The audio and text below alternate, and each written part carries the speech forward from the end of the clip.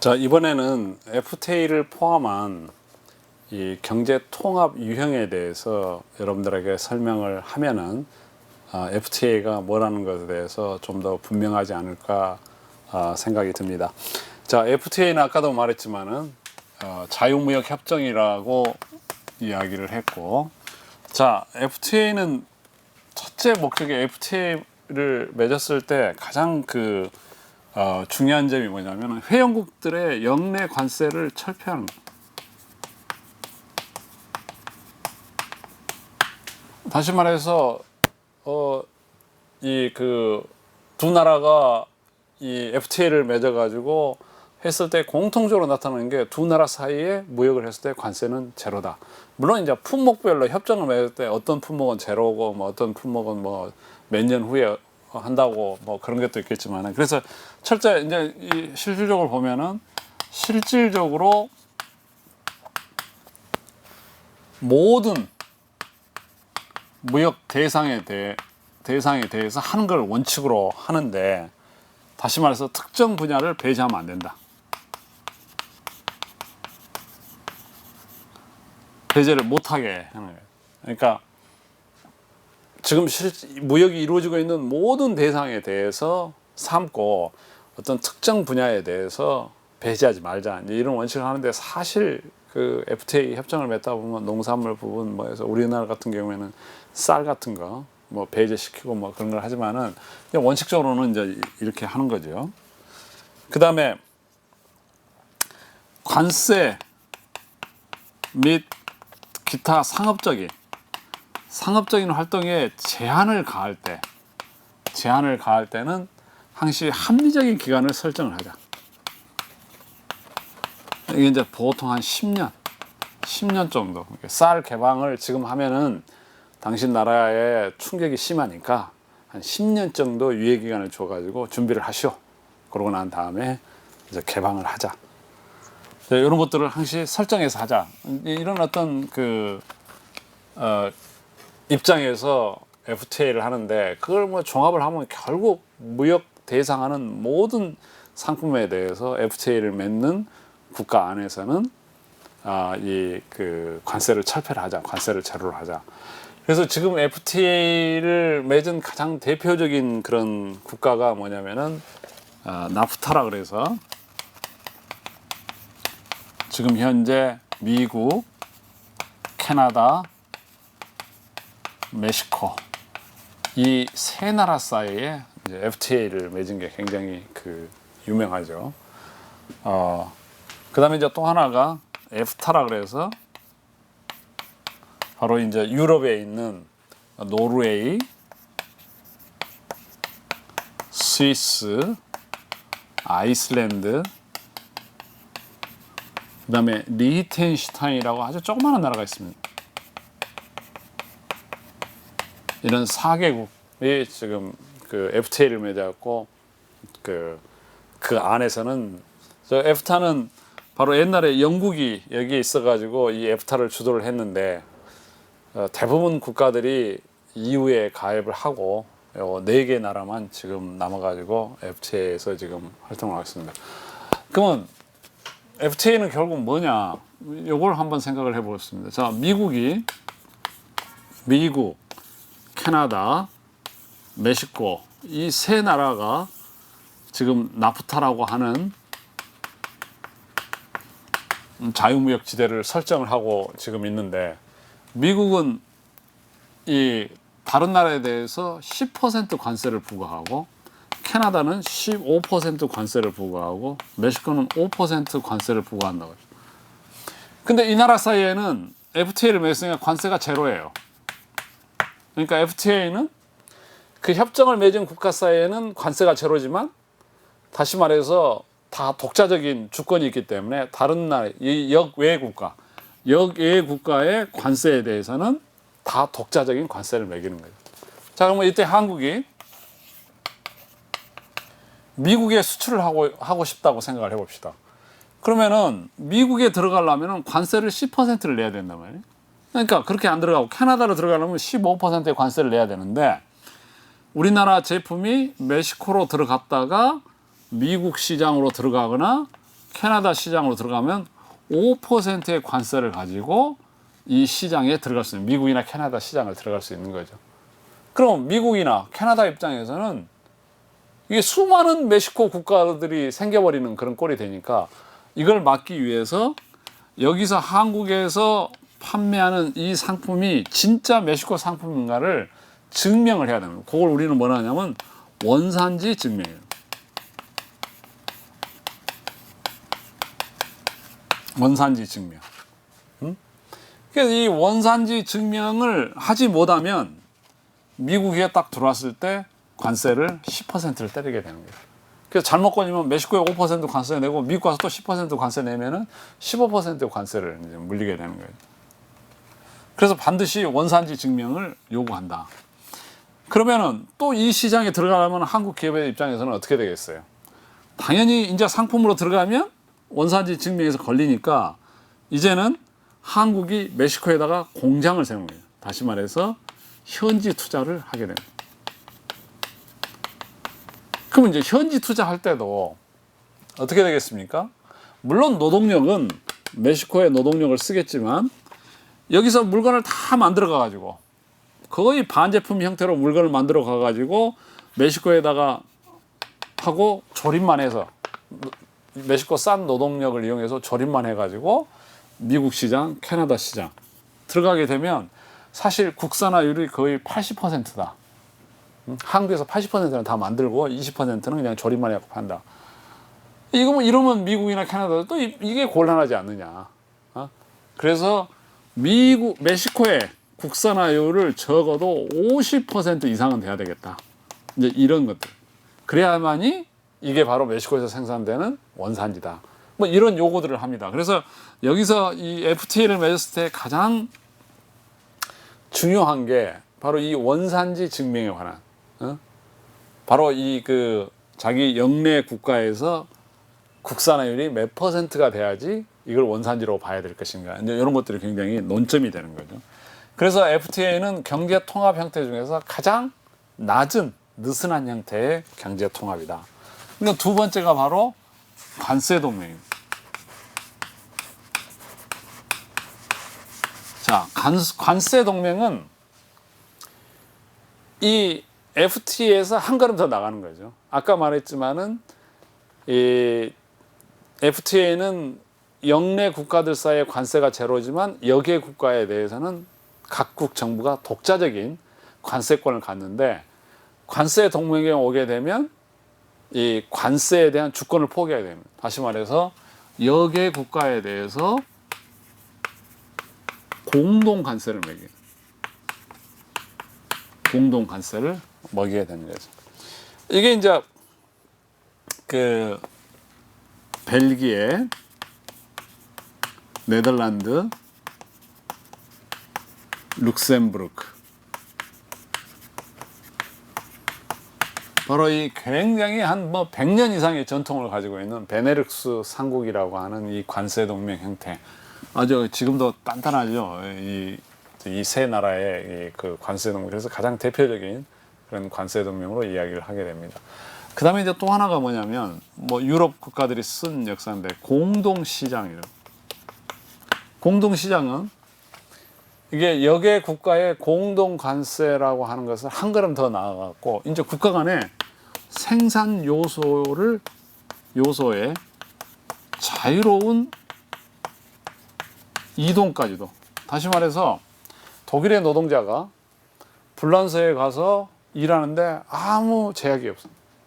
독일의 자본이 불란서에 투자하는데 아무 제약 조건이 없는, 이제 이런 생산 요소에 자유로운 이동까지 포함하는, 이게 이제 유럽 공동체에서 말하는 EC가 바로 이제 가장 대표적인 거죠.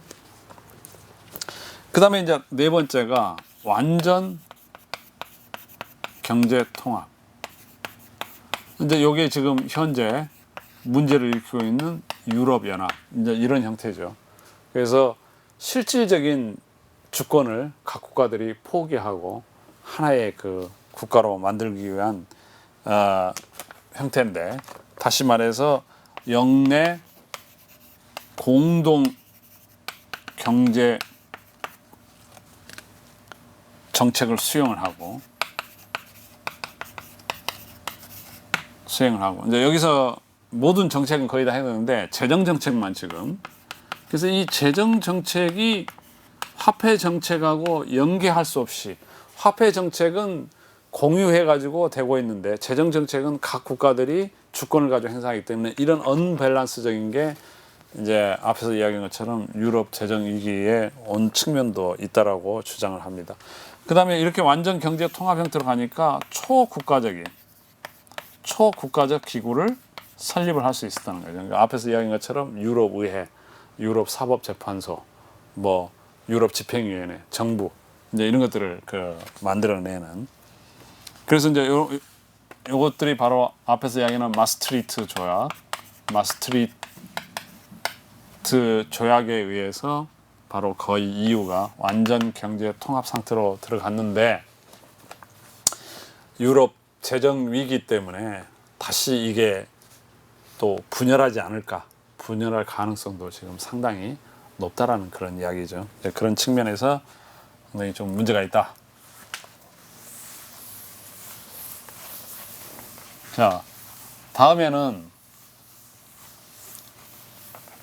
이런 FTA의 한국의 추진 현황이 어떻게 되느냐, 이제 이런 부분에 대해서 말씀을 드리겠습니다. 우리나라 이 통상 외교가 처음에는 바로 이 WTO를 중심으로 하는 다자주의에 굉장히 초점을 맞춰 두고 있습니다. 우리나라 정부로 이야기하면 김영삼 정부나 김대중 정부가 포커스는 거의 이 다자주의에 맞춰져 있고, 근데 그럴 수밖에 없었던 게 우리나라가 상당히 중간적인 위치에, 그 당시에 이 선진국 그룹이 있고 그 다음에 이 후진국 그룹들이 있었는데, 이제 이 두 그룹들이 이 제네바 WTO의 본부가 있는 스위스의 제네바에서 회의를 하게 되면 항상 이게 부딪혀요.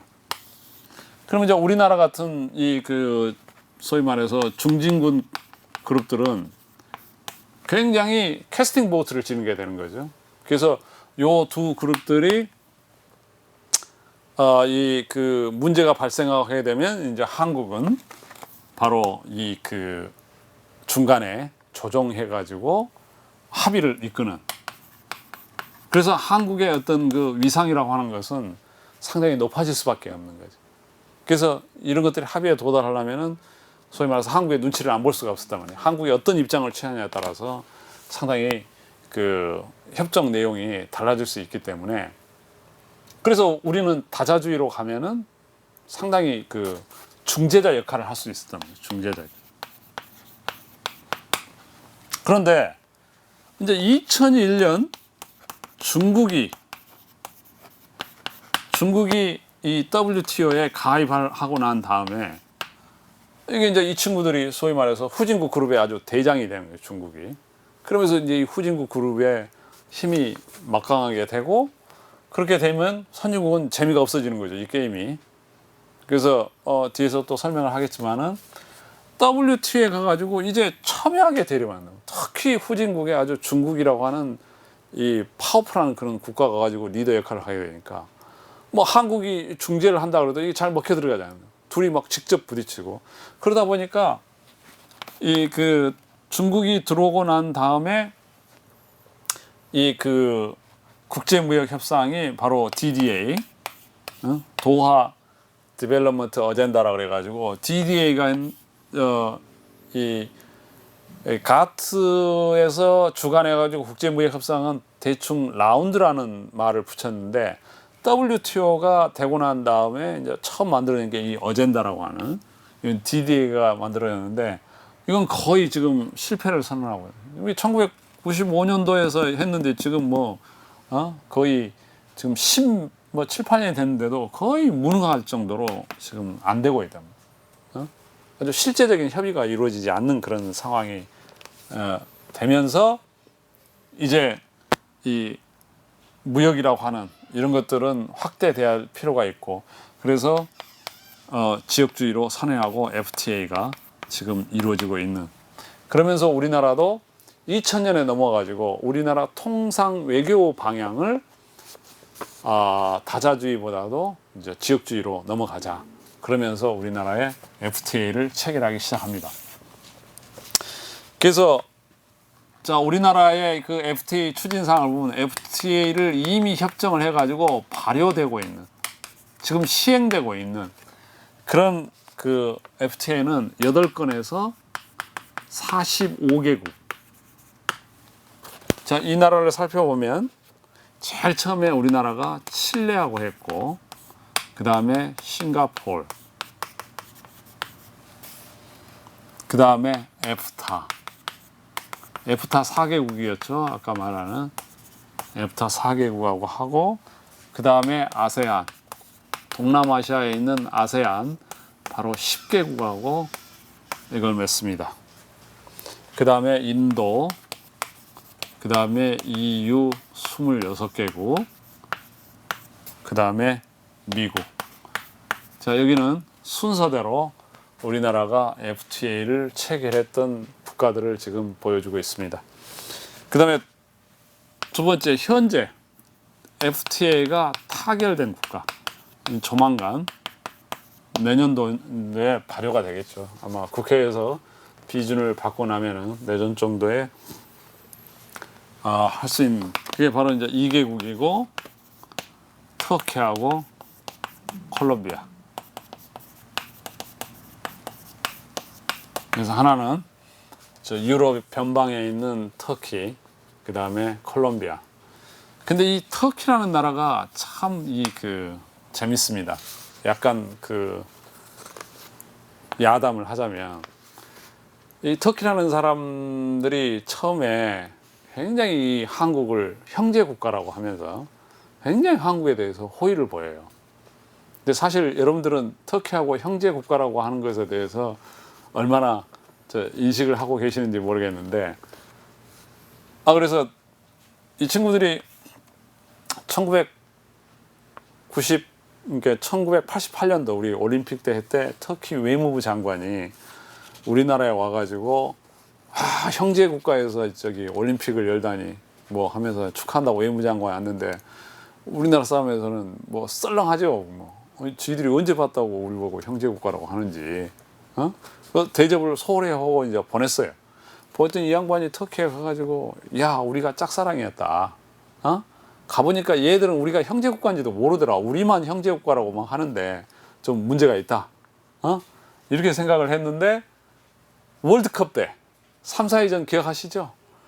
이 태극기를 엄청나게 크게, 그때는 뭐 승패 관련 없이 터키는 우리 형제 국가라고 해가지고 막 국기도 막 같이 하고 응원을 해주니까 이 사람들이 감동을 해가지고, 역시 한국은 형제 국가다.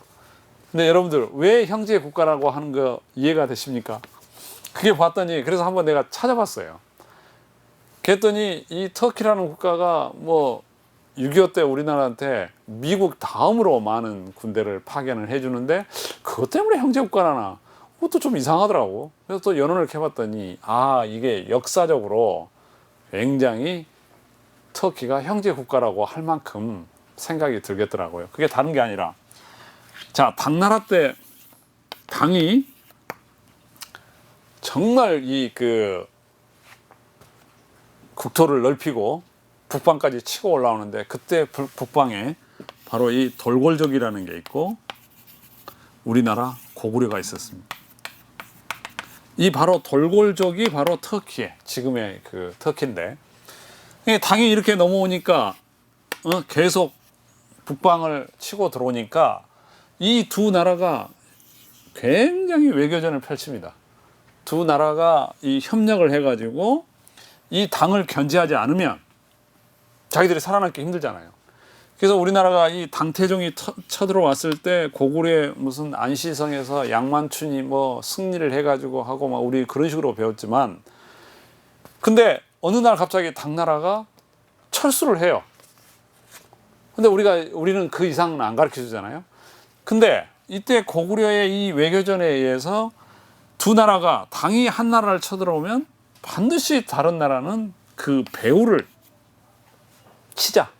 이런 식으로 해요. 그러니까 돌고래를 치면은 고구려가 당의 배후를 치고 당이 고구려를 쳐들어오면 돌고래 배후를 치고 그러니까 이 당이 고구려를 쳐들어오니까 바로 돌고래 당나라 배후를 치니까 급히 철군을 안 할 수가 없었던 거죠. 근데 그런 역사적인 사실을 터키 사람들한테 가르치는 모양이에요. 그래서 그 고구려 후예가 뭐냐? 근데 지금 이제 한국, 북한이라는 거예요. 그러다가 그리고 이 터키가 아주 그 소련하고 국경 문제 해가지고 사이가 안 좋습니다. 그래서 6.25 때 이 전쟁이 한국 전쟁이 발생을 하니까 터키가 왜 미국 다음으로 그렇게 군사를 많이 보냈느냐? 바로 소련이 배후에 있다고 생각하고 우리 형제 나라를 침범하는 이 소련을 응징을 해야 된다. 그래서 그렇게 엄청난 군대를 보내가지고 한국 전쟁 때 이 한국을 도왔다는 이야기죠. 근데 우리는 그런 역사에 대해서 전혀 모르는 상태인데 터키는 굉장히 그걸 가르쳤던 모양이에요. 그러니까 그 사람들은 이 한국에 대한 이 그 형제라고 하는 그런 인식이 있는데 우리는 사실 몰랐던 거죠.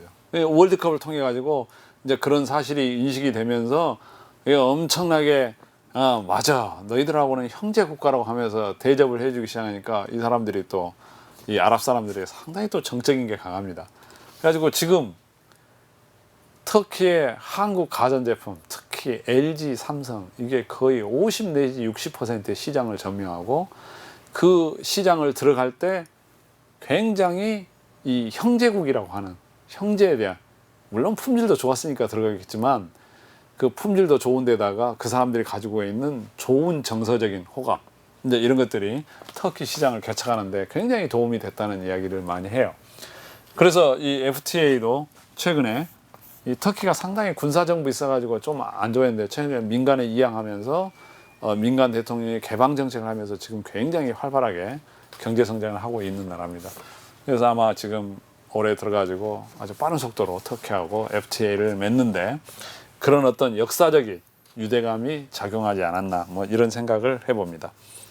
그다음에 이제 세 번째 지금 이제 협상이 진행되고 있는 나라들 이제 그런 나라들은 여러분들이 알다시피 이제 캐나다 그다음에 이제 GCC 국가라고 하는 나라는 어떤 나라냐면 바로 저기 걸프만에 있는 사우디아라비아 그 다음에 쿠웨이트 이제 이런 다시 말해서 카타르 바레인 자 이런 나라 공통점이 뭡니까? 석유가 많이 나는 나라고 바로 중동 국가의 상당히 중요한 국가인데 우리나라의 이 남미 쪽은 나름대로 하고 아시아 쪽도 상당히 유럽도 매했는데 이 중동 쪽 특히 이제 아프리카 쪽은 거의 지금 FTA를 안 맡고 있기 때문에 아마 중동 시장에 접근하기 위해서 지금 협상을